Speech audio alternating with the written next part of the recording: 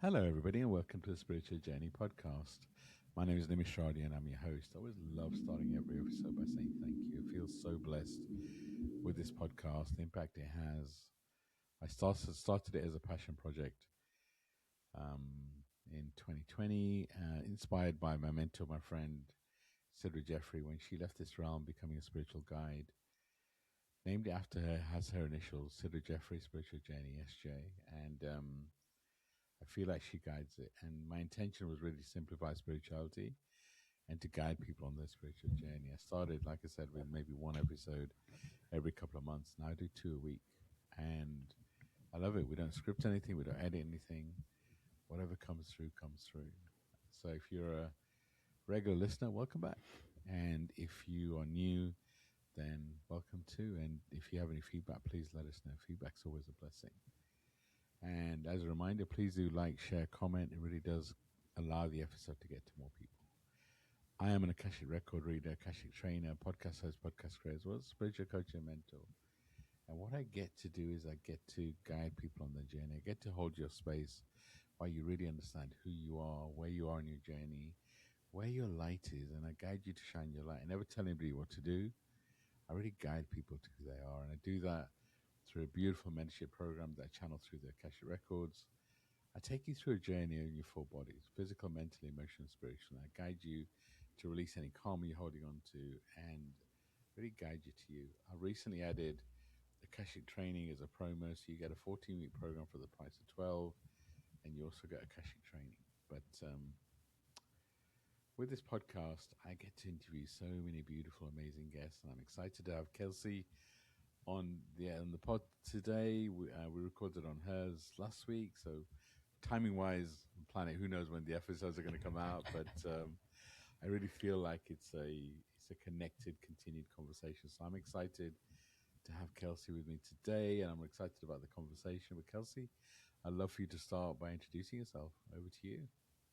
Oh, thank you for that beautiful intro. It's always lovely to listen to you and be in the energy of this space. It has a very grounding and expansive nature, so thank you for having me here. I would absolutely love to tell you about where I'm at in my journey now. I consider myself a soul guide, an energy intuitive, and an author. And really, it's been an evolution of my journey. I started with a pretty intense spiritual awakening about 10 years ago that put me on this path. I spent a few months living out of my car in national parks and just being immersed in nature and really let go of all the conventions that I felt like I had to build a life around to figure out what my soul was asking me to be, do, and embody in this lifetime.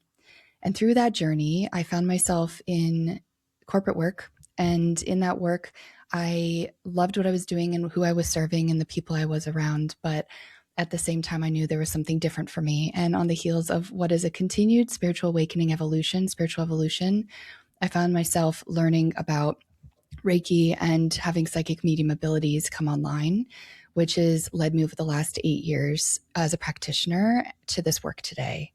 Now it's moving into something that's a little bit more expansive, reaching more souls through being a podcast host and an author.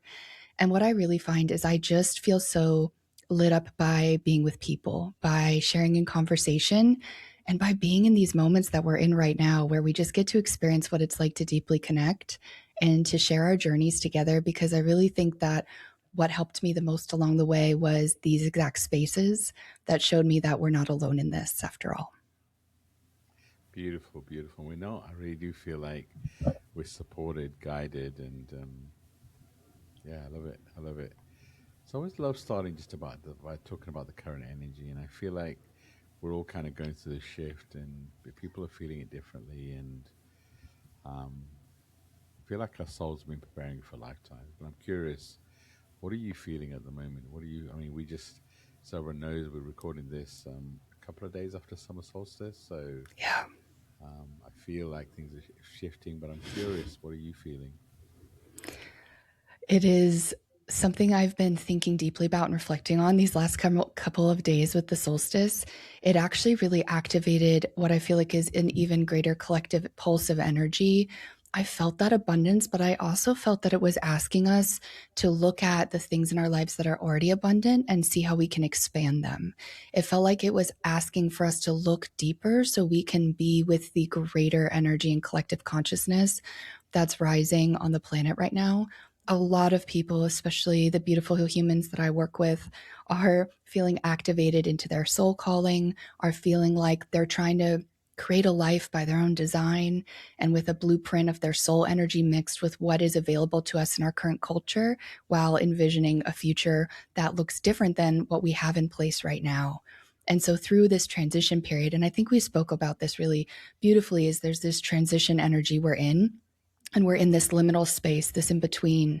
And the solstice for me really highlighted that. And I went through a bit of an identity shift and rebirth myself in those couple days, as it is. Yeah. And I came out of it yesterday, right into the heels of this conversation, or right into this conversation, and realizing, okay, I believe that we're all going through these really rapid identity shifts. Like for me, 10 years ago, it was every couple years I was experiencing this. And now what I'm seeing and hearing from people and experiencing myself, it's every couple weeks, every couple months. It is on a rapid fire experience of this shift, this rebirth identity, and really looking deeply at what do we want to carry forward into the world we're creating. That's so beautiful. I couldn't agree more. It's I feel like we are closing cycles in days, weeks that would have taken us months, years. Yeah. And this lifetime, we're closing more cycles than maybe we would have done in multiple lifetimes. And I feel like our souls are here for it, and the humans like, wait, what? Wait, what? But, Said so true. Words so spoken truly. but I'd love to hear more about your journey. I know you mentioned, kind of a deep event 10 years ago, but anything you want to share about your journey, kind of what brought you to be? 'Cause it's interesting. Everyone tells me about my voice and the healing tones it brings with it. When I hear your voice, I feel the same way. There's healing tones that come with your voice. So, but I'd love to know more about your journey. What brings you here? Anything you want to share? Yeah, I would be so open, and thank you. I received that sentiment. It took me a while just to start with that, to understand that the voice can carry just as much medicine or frequency, love, healing, as things that we write or in the way we embody our energy. And it has shifted over time as I've been more grounded. I tend to, in the past, been a little more air, a little more up. And it took coming back down to this earth existence and really getting and rooting in for my voice to shift alongside of it. My journey, it actually started with really big bouts of depression and anxiety and going through a really dark period. I was in a partnership. I just redone a house, and I thought, oh, this is the path we're supposed to lead. This is the path that everyone tells you do. And while I do think it was a great teacher, and it showed me so many aspects of how I could be a better partner and show up in my life in a way that was more authentic. I had to let my soul run wild, to let the depression and anxiety not be my identity. And I think for so long I was like, is this going to be who I am for the rest of my life? Is this what I'm going to experience in this really dark time? I was really hermiting inside.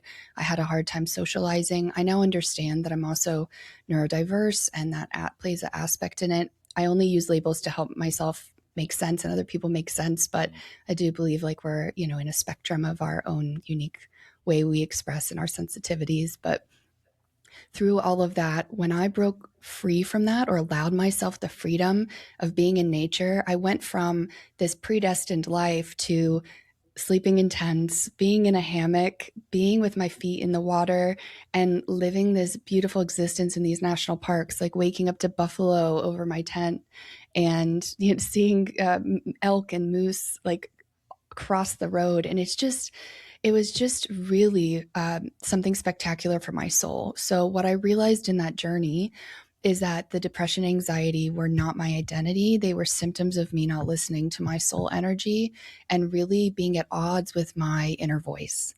And that was my lived experience of that spiritual awakening. It lasted many years. It was not a quick process. I had to really move through some tough things. I had to let go of all of my belongings. This is now the third time I've done that in my life. This past year, we did the same thing. All of our physical belongings, except what we could fit in a couple suitcases. And it asked me to shed so that I could bring in what was aligned. And I think my life and the way I've moved through this and my story is really about the next thing drops in when I'm willing to just trust, surrender, and shed. And that is not always easy to do, but I found that now I trust the process of that after going through it many times. That is when all of that was, culminated in starting to study Reiki and the psychic medium abilities and starting to speak in the world of mediumship, which was an unexpected aspect. And although it's not the center of my work now, it's what really ushered me into a reciprocal and fully trusting, loving relationship with the spirit world. Wow. I love that. That's such a journey, right? And if you don't mind me asking, what led you to move and shift in a way where you had to? You mentioned a couple of years ago where you let go of so many of your, your, I guess, worldly possessions and needed to be in a couple of suitcases. What was the journey to that? What made you feel like you needed to do that to maybe move to shift? So this has happened a few times now, but the two distinct times, that first one about a decade ago, was I felt like there were energetic imprints I'd been carrying. I've been shoveling these belongings around with me, move to move to move. And I actually felt like I needed to understand that I didn't need things to fill the void that my soul was asking me. I actually just needed license and permission for creativity and joy and exploration and being with the earth. And so for me, I left behind what I didn't need so someone else could make use of them who actually desired them more. And I allowed myself to trust that whatever would come into my life next would be the next evolution of the belongings that actually I could pick up on my travels or would be gifted or would be something I'd find. And I wanted to try out what that was like to let go and trust.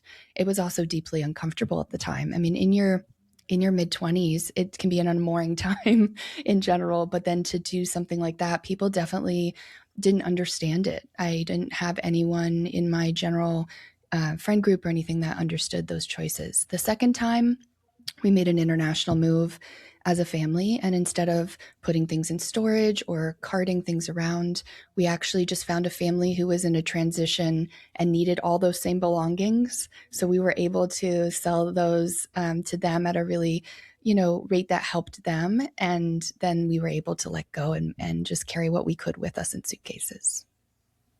That's beautiful. And it's just, a lot of people talk about decluttering and, you clear out a bit at a time, but I'm sure it's really empowering to release some of the weight of those possessions, but also for new beginnings, right? To allow new things to enter into your vibration. So I love that. I love that. I feel it's So what would your advice be to somebody who feels like they need to declutter, maybe move? I feel like through this phase, a lot of people are going to change, i.e., could be changing careers, could be decluttering and moving physical locations. I feel like there's a lot of shifting that's going to happen through this phase. So what would your advice be to those that kind of struggle to move, to shift, to declutter? Yeah, for everyone who feels this, and you may have experienced this very real feeling of, I know I need to shift something. I know there's something my soul is asking me to do, but I can't quite pinpoint what it is. Sometimes decluttering is this feeling of my identity shifting, so my items in my life shift with me. And sometimes we feel, I wouldn't say stuck, but we can feel pulled to the past if we don't clear the energy of those items or give them new meanings, give them new jobs in our life. And sometimes they're best meant for somebody else. And the ripple effects of our items going to people who actually can use them and feel like they need them can be a beautiful gift to people. So my advice is to trust the nudge of that. If you feel like, I just have a lot of stuff, let me see if I can give it a purpose in the world, or if I can renew the purpose in my own life. And then if it still feels like it needs to go, then it might be that it needs to land with somebody else. It's also this reciprocal relationship. We see it with money, energy, We see it with relationships and friendships where there's ebbs and flows. There's the receiving and the giving. And when we give something and expect something back, I feel like that blocks the energy of what all of this is about.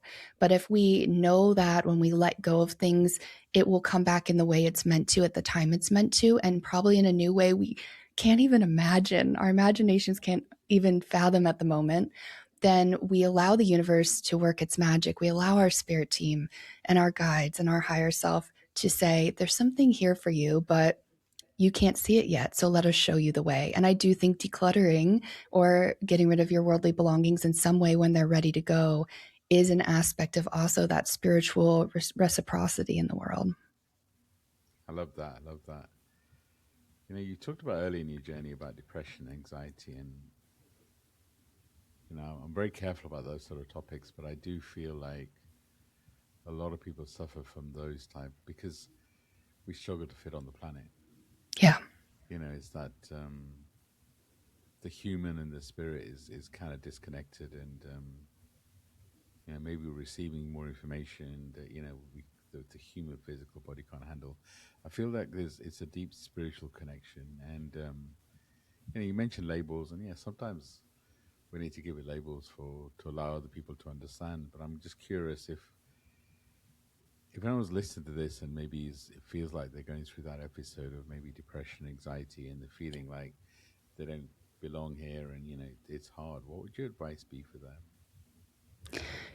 You're so right about, like, I just really deeply receive that it can be challenging topics and that someone's lived experience may guide a light for somebody, but it may not be everybody's lived experience. So yeah, I love the note of that. I love the energy of that going into this topic because it allows someone to just know, like, your permission is to know yourself, but to see if there's a glimmer here that can help. Yeah, and I just so really thank you for setting it up that way.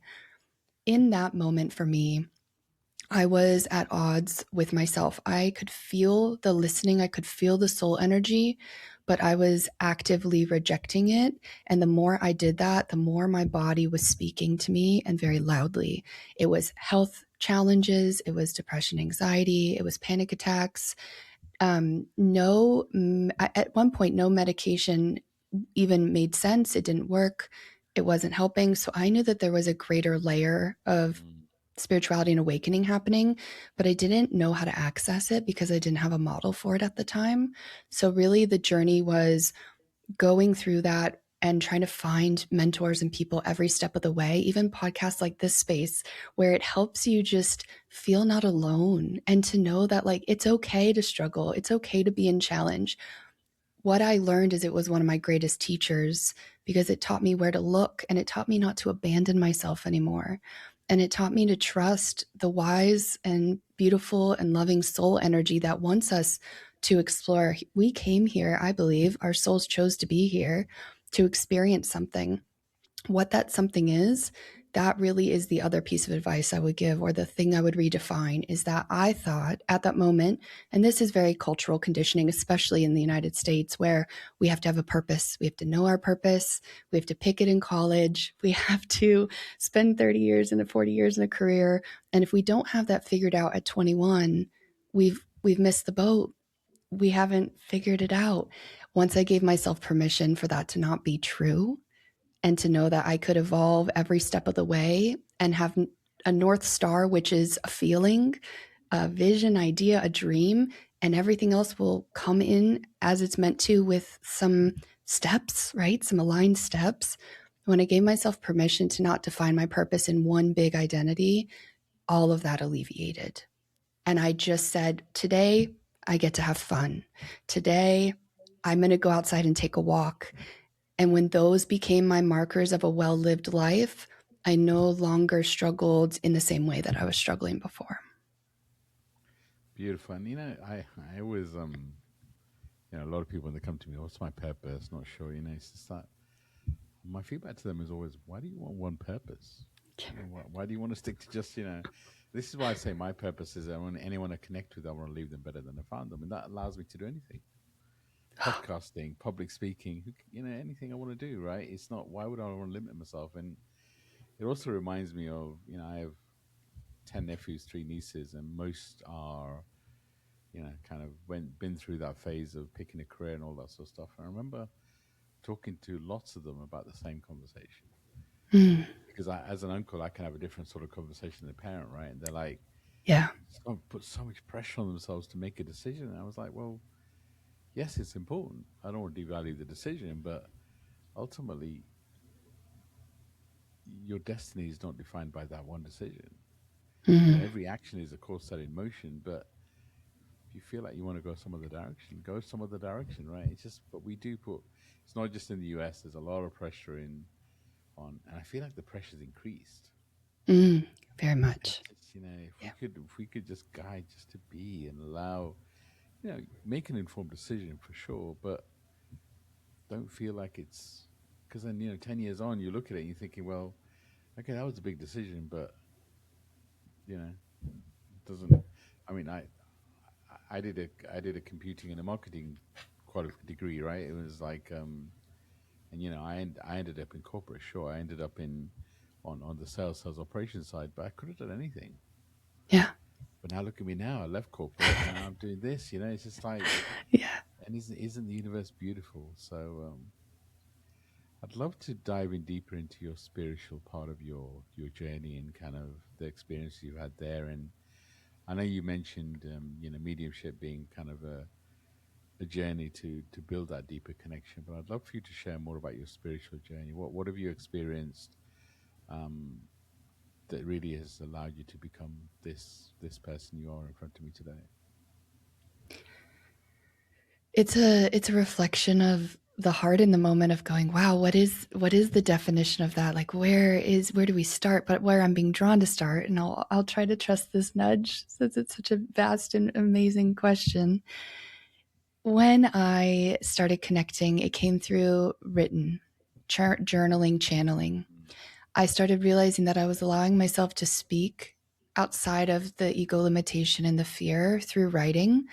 When I was waking up in that tent, looking out at Glacier National Park, and I would bring my journal and I would brew myself a cup of coffee and I would say hi to all the people around me and maybe enjoy a communal breakfast.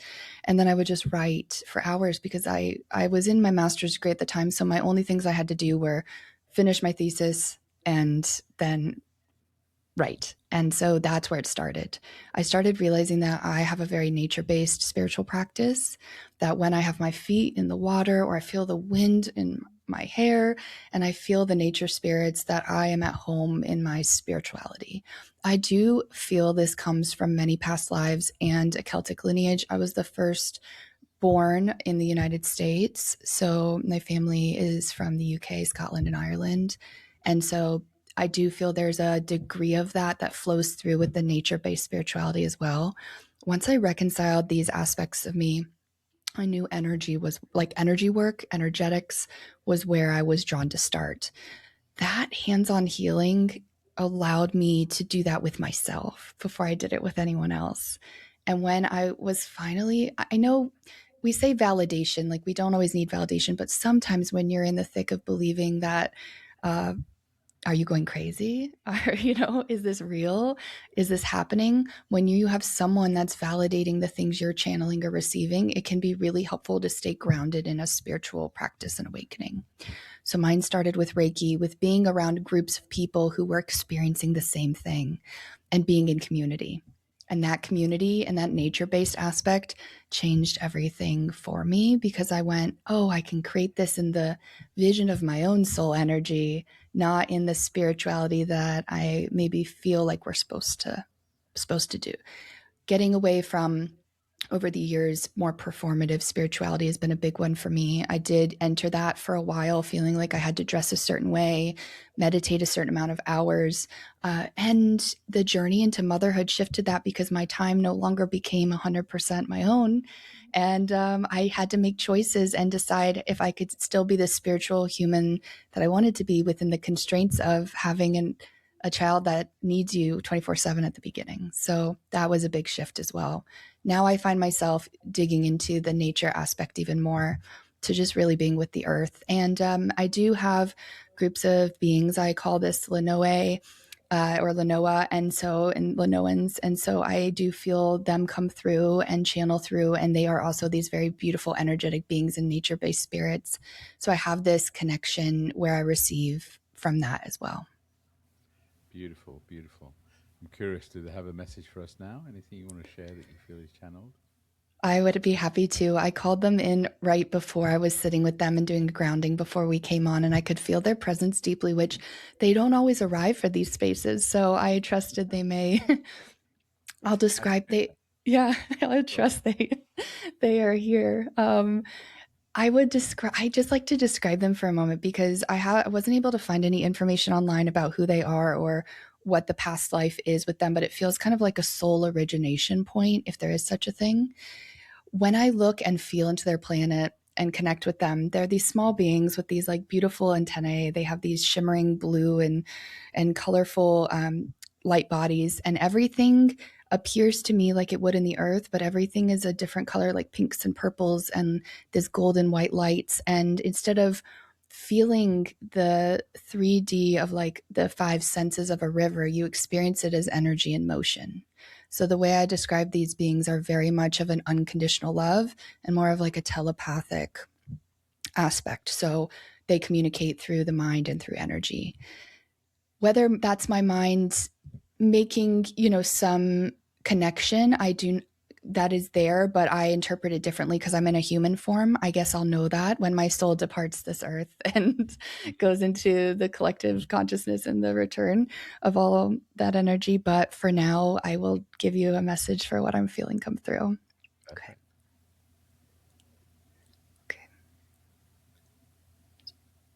Dear beautiful ones, we come to you today with a heart of joy and curiosity because we see your transition. We hold you deeply in this energetic flow of all things, knowing that what you're going through is both deeply real and feels deeply of this world, but you feel that call to something that you're remembering, that you're awakening to, that you feel drawn to as if it's a return, a coming home. We remind you that this was always going to be a path you could choose. You will always have the aspect of this loving energy flow available to you at every turn in your life. There are many beings in the universe that want you to live this version of your existence, that are helping you and guiding you and loving you at every step of the way. We come here today because we were given this beautiful opportunity and platform. We come here today with the message of reciprocity and love and of soul connection, but we ask these questions of you. We leave you with more questions than answers because you yourself are meant to answer the very thing that we ask. Where in your life can you look around and receive from what you already have? Where in your life can you look around and more deeply connect so that purpose may flow through you instead of believing it has to come to you? Where can you look around and immerse yourself in the beauty, in the community, and in the deep knowings you already receive so you can bring those to life and be the ripple effect of energy in your homes, in your relationships, in your communities? If you're asking, where do we start? This is where we say you may start. It's not about always reinventing the new or seeking outside of oneself or grasping for a vision that isn't yet defined, but it's about breathing it to life through you. Every moment, every act of love, every step.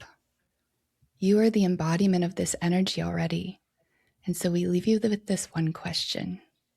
Where can you turn to your own life and allow it to breathe through you, to you, and to others, to allow it to be the vision that you so want to create for the future of your beautiful earth?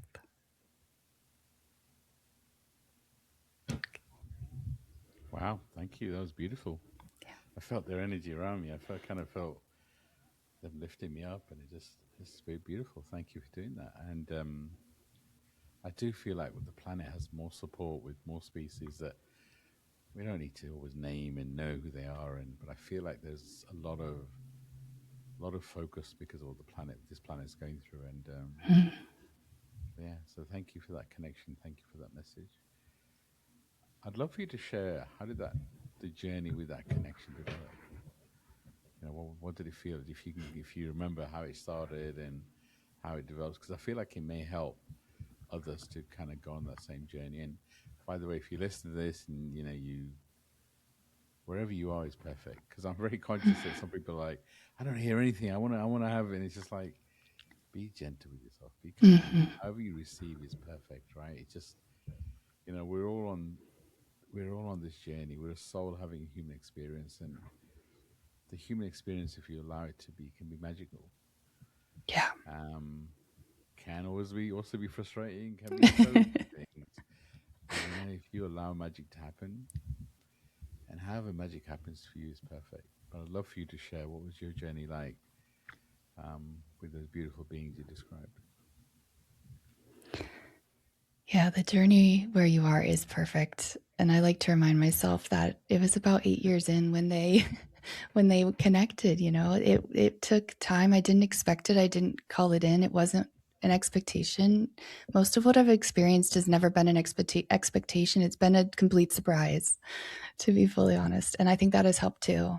I know the times I've wanted something, especially in mediumship, that it doesn't come, because that's not the way it tends to work. Right? So I was hiking in the woods. I was sitting there and I just got this, a lot of the life that I receive is through these nudges or these feelings and trusting them. And I heard, go to the woods and go to the stream. And my husband was with my son. So it was a beautiful day. And I went out to the woods and I'm hiking back along the stream. And all of a sudden I hear, and when I hear, what I mean is like, it, for me, I've come to know my guides. I've come to know what that voice sounds like. So it wasn't scary for me because it was, oh, that's my spirit team speaking. That's my inner voice. So I heard, would you kneel down and place your hands on the earth? We have something for you. So I did. And I don't know how long I was there, but it was quite quick actually. But in human time, it felt like I was there for hours, but it was probably about 10 minutes. And I placed my hands on the earth and they showed up. I felt their presence. I could see them in my mind's eyes. So that was a big activation I could feel. So I had that clairsentience feeling in my body. So I had the clairvoyance and the clairsentience happening, and then a little bit of the auditory. And I started receiving a message for them. And they said, we're here to activate your connection with us. And my human mind, to be honest, went, oh, am I making this up? What is happening? I tend to be very skeptical until I can work through it, until I can receive it and like really know what I'm receiving. And I said, are you beings of love? And are you here for unconditional love? And they said, yes. And so usually when I hear that and I check in and ask, I feel very comfortable continuing on with the receiving. So it was an activation. I could see their planet. I felt like my energy whooshed is the best way I can describe it. Astrally, like went to that planet, which is very, very far away. And they showed me what it was like to be here, what it was like to have community, how they communicated. So that was that journey. That was that activation. And it wasn't until about 6 months after that they came again. So it wasn't frequent until most recently. I love it. So, you mentioned hearing and listening to your guides. I'm curious if you have anything you can share that maybe helps anyone that's listening to build a deeper connection with the energies and guides and vibrations around them. I feel like so many people get frustrated because they don't see things or they don't hear things. Yeah. I always kind of encourage people to feel first, right? And that's, then let it build from there. But I'm curious, do you have any advice for anyone that's listening that wants to build a deeper connection? What would your advice be? Well, feeling first is an excellent part of that. I think that is one of the easiest and most aligned ways we can move into receiving, because we're using our whole body's wisdom and we're using all of our extrasensory perception. And that is a vast experience. So we're moving beyond the senses we're taught and we're receiving from such a beautiful place, an expansive place. And I know you speak on that frequently. And I really align with that. So I just want to put that at the forefront. And then beyond that, I think when we try to connect with our guides, we want to know them like we know people. We're sitting across from a coffee shop with them, and we get to know how they look and their name and their interests, but it can be more subtle than that. I like to tell people to play around with color. Could you say, be in a meditation and calling in your spirit guides and ask one of them to show up with a color or a light point, and then connect that light point to that feeling? And then from there, could you ask them to show you something else about them? And maybe you see an object or a visual. Maybe you feel that they are a jokester, or they're more of like a warrior spirit, or that really helps when we get playful with it. And I know it sounds kind of silly, but frustration, the energy of frustration is, again, that expectation energy. And there's nothing wrong with it. And we're going to feel, we should, feel our emotions through us.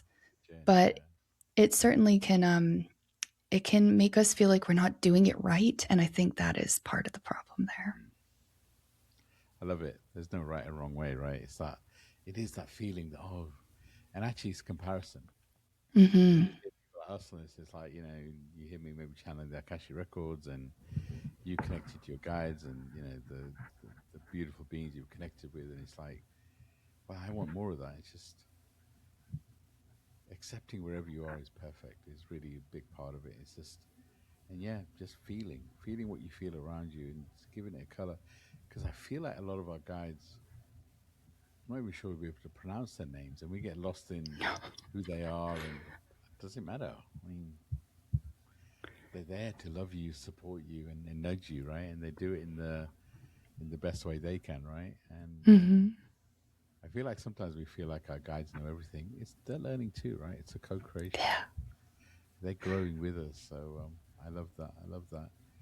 So I'd love for you to talk more about, you talked about, mediumship being a big part of it, but now actually what you do is something different, or, maybe it's not as big a part of it. I'd love for you to talk about that journey and talk about more what you do about in today's world. Absolutely. And I love what you said about the guides' names, just as a segue there. I had a good chuckle internally. I have a notebook filled with me trying to receive my guides' names and these inscriptions of words and letters that I've never heard. And I'm like, okay. So I got a good chuckle out of that. Yeah. The just is the fun of it all too. I think we realize we can have fun with it. Yeah, for sure. As far as the psychic mediumship aspect goes, again, I thought I'll be a Reiki practitioner and I'll do hands-on healing. And that's the thing I'm going to do. And I did have a practice that did get shut down during COVID. So life chose for me to move into a different energy. And I'm really grateful for that, because in that time I was able to be part of a cohort for a few years that was called Advanced Energy Intuition, and really dove into the psychic mediumship, not as we know it. And that's what's really interesting. Those words were really hard for me to embody for a while because of the connotation and some of the things I see in the industry, which are really predatory and really, really awful. So I knew I didn't want to operate from that energy. So could I do this from a place of love? Could I do this from a place of holding people in their grief, in their joy, in their loss, and all of the aspects in between? So I was reading for people. I was doing intuitive readings, and mediumship started becoming this strong suit, or this central focus. I wouldn't go in with that, but then people's loved ones would show up with these messages. And I'm more of what I call an essence reader. So instead of just a checklist, I tend to say, this is who they would have been in your life. This is how they made you laugh. This is, the times they would smile, and their favorite chair to sit in, and who they would joke at. So it's more of that essence. And I hope I'm getting to the core of your question, because when I speak about mediumship, I get a little lost in it. Yeah. But the energy evolved from there, and it was intuitive readings. I feel like I was absolutely meant to have that. And now the way I look at psychic mediumship is it threads through everything that I do. And if the connection is there and it's needed, I'll check in with the person and say, are you open to a loved one coming through? Even if it's not in a container I hold for that anymore, I'm very, very careful about that. I like to have that degree of reciprocity again. Now it's really teaching people to do that work themselves and to connect themselves. So it's just transitioned from I'll be the bridge with the spirit world and do the work for you to let's teach you how to be that bridge for yourself. So for people to be their own inner oracle, to learn how to connect with the spirit world and their own loved ones. I still think there's a place in time we don't always want to be that. And I love there's practitioners doing that work. I just knew my journey was going to look different moving forward. That's beautiful, and I feel the same. More and more people are. I'm guiding more people to read their own Akashic records and reading it for them. There's more and more people reaching out, which is actually why I include it in the mentorship program, because I'm like, I mean, I offer both separately, but Yeah. why not give somebody a modality as part of, as they truly figure out who they are, also give them and I love how the Reiki, the mediumship modalities didn't define you, because a lot of the time we get defined by I'm a Reiki master, or Mm-hmm. I'm a psychic medium, or I'm Akashic record reader. And for me, those are modalities you have access to, Yeah. things on the shelf that you could. But actually, your light, your vibration, your energy, that's your gift, right? How you, and that's, I love how you kind of went on that journey of sharing that, each of those modalities kind of opened you up to a deeper level of connection. And that's what I feel. If you allow yourself to just use that modality to guide you through your soul, um, different things will open. Mm. So I love how that worked for you, and kind of. But yeah, I'm just feeling into that. I feel your journey. I feel your openness, your time in nature, and kind of what that led you to. So it's beautiful. So what are you feeling about what's next for the planet? We talked at the beginning about what the planet Yeah. is right now. What are you feeling about where the planet's going and what this planet has to go through?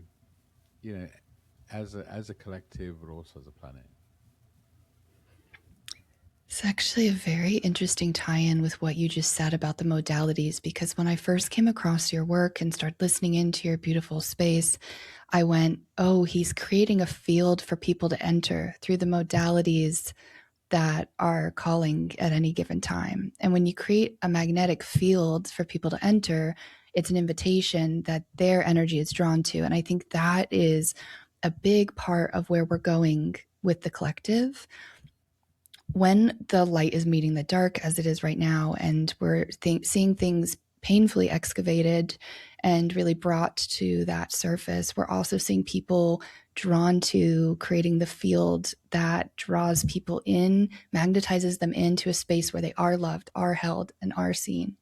And the more people that are doing that, the more we create a ripple effect that changes the frequency of the entire planet. So when you talk about where do I see the collective going, I think it starts in our communities, in our businesses, in the ground level of our families, where we're changing the energy in the dynamics of our spaces we're already in by being the most expressed, loving version of ourselves and creating our own field. So I think about it this way. If we look at billions of people, if each people chose to shift their field to this, to invitation and magnetism and offering and love, and really put that energy out into spaces, we would create a massive field together. All of our energy fields, our heart coherence, our aura would create and amplify each other. And so when you talk about that, I feel like it really is, it's the ground level of the bigger vision that we're ushering in.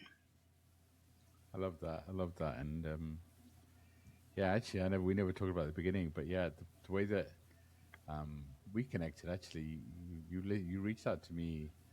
I don't even know, time wise, whatever that was, via email, and I get with this podcast, I'm quite blessed. I get so many emails about people wanting to be guests and Oh, getting a host. sure.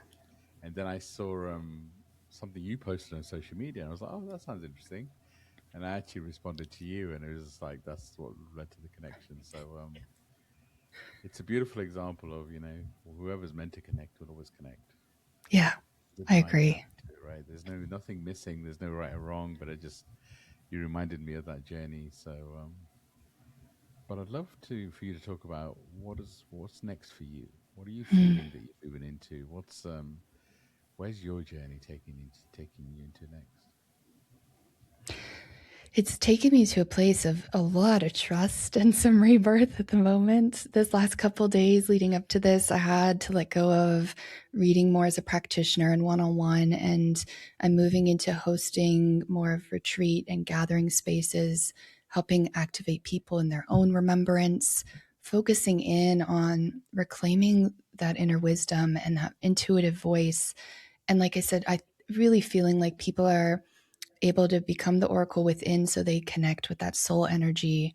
They connect with their spirit team in a way of not outside of me, but through me. And so I am helping at the moment, helping people remember what they already are and just trying to light the path for them to walk and not feel alone in that. A lot of us feel these shifts. I feel like we've talked about this a little bit too. And we're we're also evolving in our identities every day. We're also allowing new offerings to move in and trusting that what drops in might seem very left field. At least it was for me. Hey, you're going to need to let go of reading as a psychic medium. You're going to need to shift this for now and thread it through everything you do. It's a big shift, but I trust it because if I can be of greater service to people, if I can love people in a way they feel seen and held and understood, and if I can grow spiritually and face my own shadows along the way and be a better practitioner, then I feel like that's what I get to do. That's what I'm here to do. That's so beautiful. It's trusting that shift, right? And it just I always recommend taking that one aligned step now, just but I Yes. do agree. I feel a nudge that I need to do more in person, um more community based stuff and more a lot of the work I do is one to one. I mean, I do group stuff, but a lot of it is one to one, and Yeah. I recognize that the one that doesn't scale. Um, Yeah. I mean, having said that, I know I'm mental, so I know there's a ripple effect to the work that we do. But that's why, in my mind, all the retreats I've always ran with others, and none of them in the UK, to be fair. So, but I've got a nudge to run a solo retreat in the UK, which I just ran a couple of weeks ago. I wanted to keep it small, um, but yeah, it's such a beautiful. I mean, I love the work I get to do in Zoom and everything else, but there is something about running a retreat and actually being able to hug people in person, and you know, vibration can be anywhere. I don't feel like we need to be in person, but I Mm-hmm. feel like the human likes to be there in person. So yeah, It's so true. I feel that shift for you. I feel that's amazing. But yeah, as we start to close out, how can people reach out to you? Obviously, I include the link in the show notes and all Sure. that sort of stuff. But what's the best way for them to connect with you? Yeah, I'm just thinking about the ripple effects you create here and being part of this conversation. So thank you for asking that. And I try to make it easy on everybody because we live in a world that's got a lot of noise and a lot of inundation. So it's Kelsey Anderson Intuitive everywhere, YouTube, Instagram. I write on Substack under the Sacred Flame. And I also have a book coming out in a week called The Signal: Listen to Your Intuition Through the Noise of Modern Life, which is a practical and spiritual guide to trusting your intuition, which will be available mostly on Amazon for now as a paperback and Kindle. And those are the main ways I like to connect with people, but also just drop me a message. Like I love the I love humans. I love people.